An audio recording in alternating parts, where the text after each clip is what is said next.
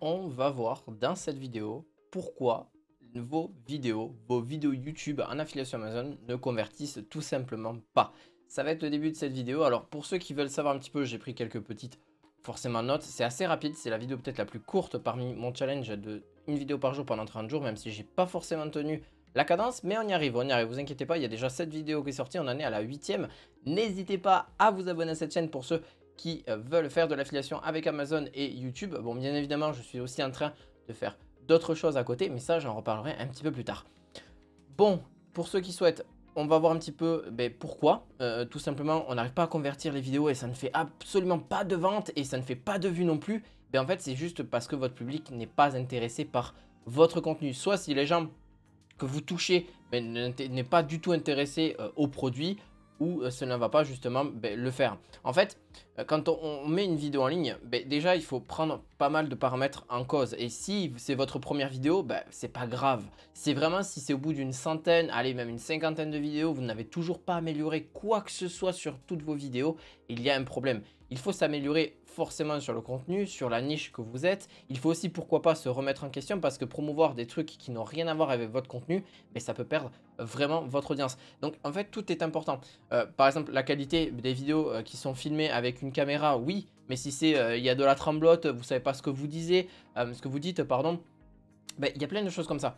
Par exemple, si vous n'avez pas un bon discours, si vous ne savez, vous faites que des pauses, voilà, si vous n'avez pas coupé même au montage vidéo certaines phrases que vous avez répétées, enfin bref, s'il n'y a vraiment aucun travail fait derrière, ça va attirer aucune personne dans vos vidéos. Déjà, c'est vraiment primordial. Et c'est en plus important, oui, de faire une belle miniature, de faire une bonne vidéo, c'est tout un tout en fait. YouTube, c'est ça, c'est un tout complet. Si vous savez vraiment à peu près faire correctement une vidéo, vous allez faire des vues. C'est inévitable.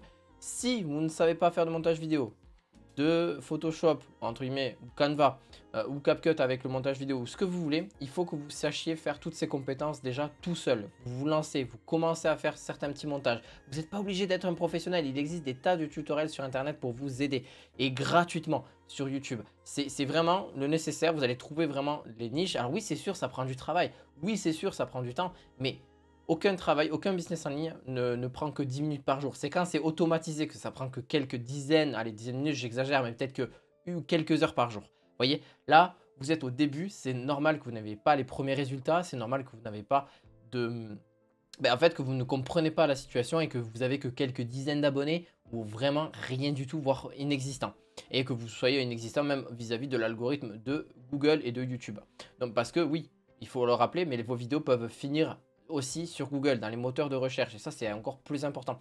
Donc, regardez ce qui a été fait un petit peu au niveau de vos concurrents. Il y a des milliards de vidéos qui ont été faites. Bon, milliards, j'exagère, mais des milliers, il y en a, ça c'est sûr, sur différents sujets. Après, si vous vous placez sur une niche qui, quand même, peut être un petit peu généralisée au niveau des produits, parce qu'il faut quand même que vous puissiez avoir une infinité de produits à faire, sachant que sur Amazon, il y a quand même des millions de produits. Donc, vraiment, faites ça, c'est très important.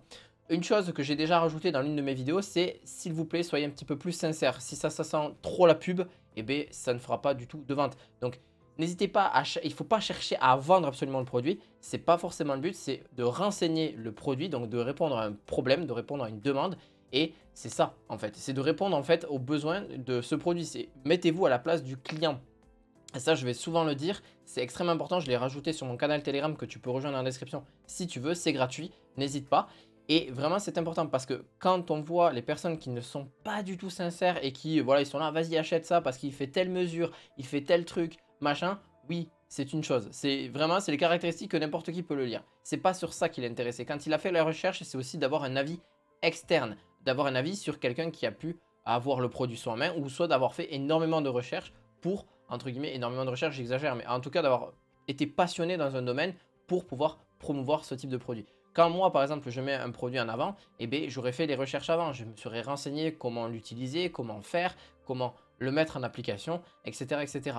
Oui, c'est sûr, c'est des vidéos qui ne durent pas forcément très longtemps et c'est pas ce qu'on recherche. Ça peut durer entre 5 et 15 minutes. Ça suffit largement. La personne n'en a pas besoin que ça dure 1 heure non plus. La personne a juste besoin d'avoir un avis concret. Est-ce qu'elle a besoin d'avoir ce produit ou pas? Et c'est vous qui allez, entre guillemets, jouer dans sa décision. C'est pas de l'influence, c'est juste de jouer dans sa décision, voir si elle ne le prend ou elle ne le prend pas. Soyez sincère aussi sur les avantages et les inconvénients de ce produit. C'est toujours important de même mettre les aspects négatifs et ça va être encore plus crédible pour vendre cette vidéo. C'est vraiment un truc qui est vraiment important. Après, il y a toujours aussi un truc que je relève et que, bon, il y en a, vous le faites, ça c'est bien, c'est surtout de faire un appel à l'action parce que ça c'est aussi manquant.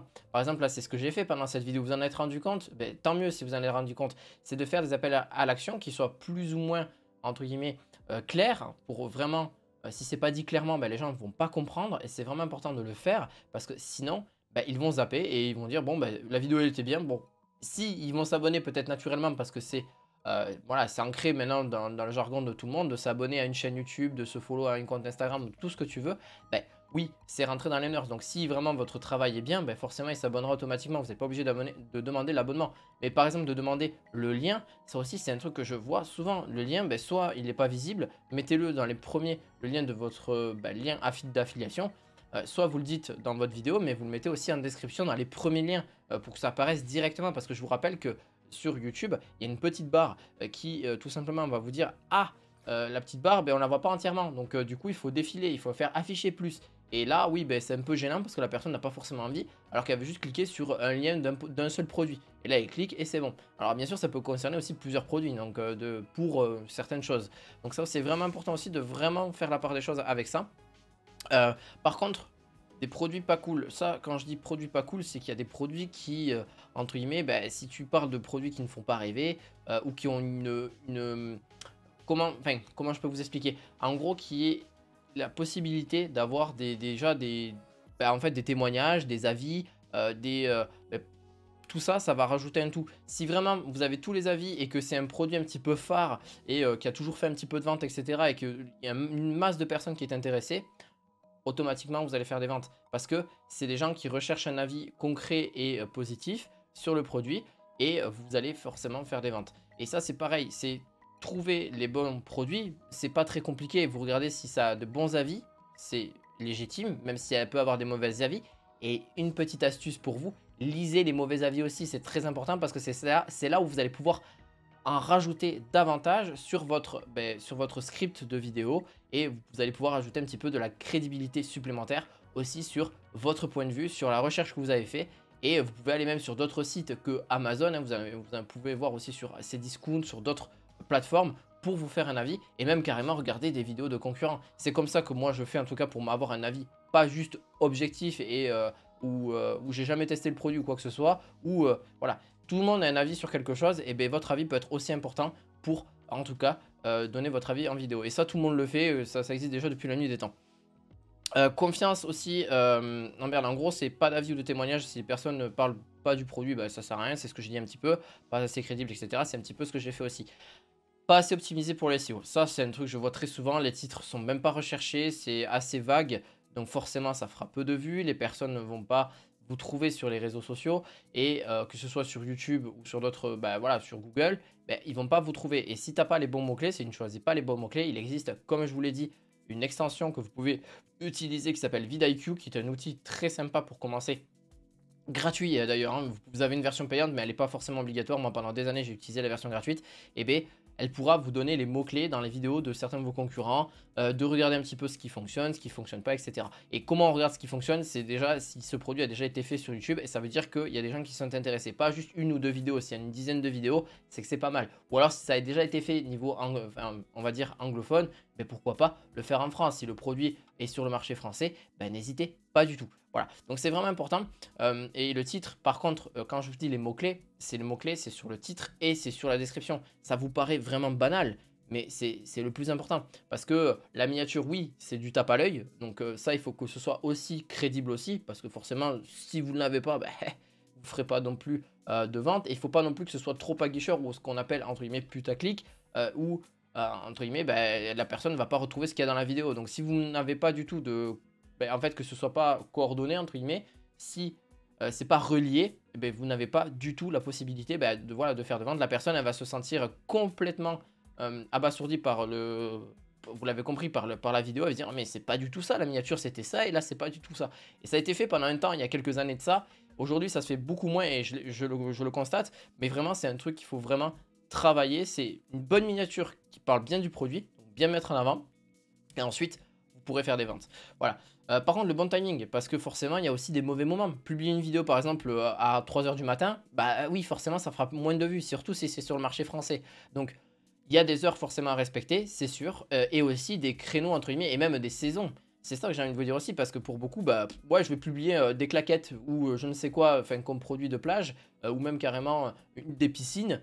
Ah ouais, mais si tu fais ça en plein hiver, tu crois qu'il y a des gens qui vont acheter ta piscine? Bah peut-être pas en fait, il y en a très peu. Donc si tu fais ça l'été, forcément des gens vont acheter des piscines. Oui, ça sera beaucoup mieux, hein, on est d'accord. Mais si vous faites ça aussi pareil, vous mettez des vidéos à 3 h du matin, c'est la même chose. Donc il y a aussi des créneaux entre guillemets, vous pouvez publier une vidéo par jour, c'est pas si dérangeant que ça. Par contre, il faut que la vidéo soit au rendez-vous, que tout soit là, etc. Et aussi qu'elle ait une heure particulière. Et surtout que sur les statistiques de votre chaîne YouTube, alors pas forcément dans les premiers temps, mais quand vous allez poster pas mal de vidéos, ils vont remarquer entre guillemets le nombre d'heures et à quand vous avez entre guillemets une influence sur votre chaîne. Donc entre guillemets le nombre de gens qui a le plus par rapport à telle heure. Et là vous pouvez un petit peu estimer un petit peu à l'heure entre guillemets que les gens passent, entre guillemets peut-être à 18 h, peut-être après le travail, etc. Ou même peut-être tôt le matin, vers 7-8 h le matin. Mais bon, vous pouvez programmer des vidéos sur plusieurs mois à l'avance. Donc ça, vous inquiétez pas, vous êtes bien tranquille par rapport à d'autres plateformes. C'est généralement une semaine, voire deux d'avance. Avec YouTube, vous pouvez prendre plusieurs mois d'avance sans aucun problème. Et c'est d'ailleurs pour ça que j'aime beaucoup cette plateforme. Ensuite, produit démodé, comme je l'ai dit tout à l'heure, produit qui n'a rien à voir, forcément ça ne fera pas de vente. Ou alors des produits qui datent de très longtemps et qui ne font pas de vente, forcément, même s'il y a eu des bons avis, ça ne va pas forcément faire de vente non plus. Donc vraiment, tout est relatif. Il faut aussi, oui, rester dans la tendance, c'est une chose, hein, de rester dans les tendances, etc. Rester dans les mœurs, c'est hyper important. Mais il faut aussi rester sur des produits qui peuvent fonctionner sur le long terme. Par exemple, j'ai souvent fait des tutoriels et j'ai mis un produit en affiliation. Et oui, ça s'est vendu parce que le tutoriel fait pendant des années va fonctionner. Vous voyez, je viens de vous donner une idée de vidéo, hein. Une idée même de concept, hein, limite, hein, parce que ça se fait énormément dans le côté américain et le côté français. Les tutoriels, ça marche du feu de Dieu. Et si vous mettez en plus de ça un lien d'affiliation en description, ça va encore mieux marcher.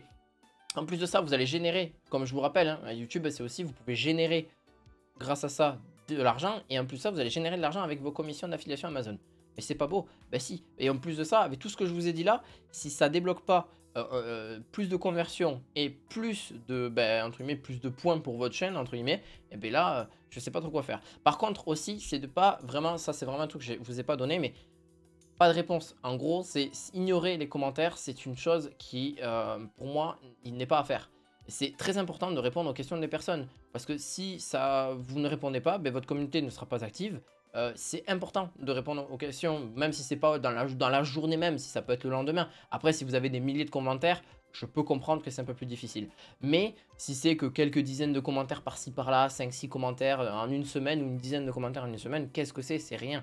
Vous prenez 2 petites minutes de votre temps, vous répondez, et à part si c'est pas possible pour vous de répondre, mais ce qui est quand même relativement rare, si c'est vraiment particulier, bon, vous avez peaufiné votre sujet, donc normalement vous le connaissez. Donc là-dessus, c'est super important de répondre parce qu'en plus de ça, peut-être que la personne ne se serait pas abonnée, elle vous a peut-être pas fait confiance et là elle va s'abonner parce que vous lui avez répondu et vous avez peut-être résolu son problème. Et vous pouvez lui avouer cash que vous ne connaissez pas ou alors vous ne savez pas qu'il y avait ce problème-là sur ce produit-là ou quelque chose. Voilà. Vous avez toujours le droit aussi de pas forcément répondre positivement à un commentaire, mais je parle constructif bien sûr. Et c'est possible que vous n'ayez pas la réponse à tout, hein. Bien sûr, vous n'êtes pas la personne qui doit tout savoir. Voilà, c'est très important aussi de le prendre en compte. Et dernière chose, j'ai juste à vous dire que si cette vidéo vous l'avez kiffé, vous avez en description mon premier guide SEO, n'hésitez pas sur YouTube pour comprendre un petit peu l'algorithme, etc. et comprendre un petit peu comment marche YouTube SEO. C'est le Search Engine Optimization et c'est pour vraiment comprendre un petit peu l'organique et à quoi ça sert, qu'est-ce que c'est, comment on le fait sur YouTube. Je vous dis un petit peu tout ça dans ce guide. Je vous dis à très bientôt et sur ce on se retrouve très prochainement pour d'autres vidéos dès demain pour une vidéo YouTube. Je vous dis à la fois prochaine, ciao ciao.